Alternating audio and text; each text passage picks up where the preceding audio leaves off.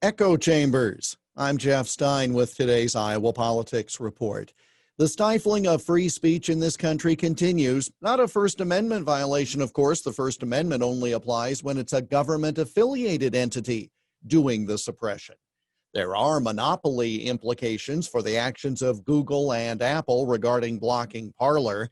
That's the whole Section 230 issue, special privilege given to certain entities.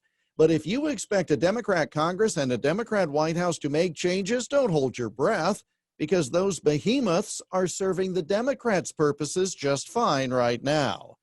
The initial response to all this supposedly neutral Twitter censorship is to just move to Parler. But unless there's an alternative that is not beholden to someone else for server space and app downloads, well, we're all living through the issues with that simplistic just move to Parler approach, as that site is now down, perhaps never to be revitalized. More broadly than all that, though, is the further division within society that will come from a left-wing Twitter and a right-wing Parler.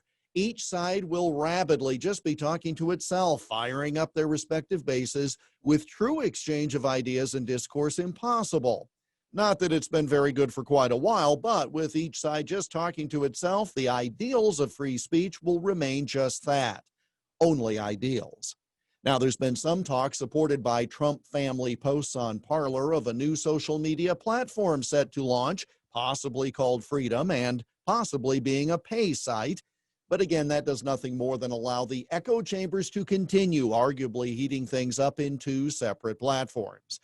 I recall that early in the Trump presidency, the president attempted to block a couple of Twitter followers because they were replying to his tweets in a nasty manner. But he was prohibited from blocking them because his comments were deemed akin to official presidential speech and therefore could not be denied to those who want it. Well, I'd say his 80 million Twitter followers want it.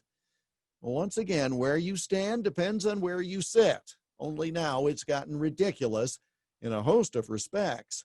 And that's the Iowa Politics Report for Monday, January 11. For now, on Twitter, Instagram, and maybe again Parler at Iowa Politics. I'm Jeff Stein on News Talk 1540 KXEL.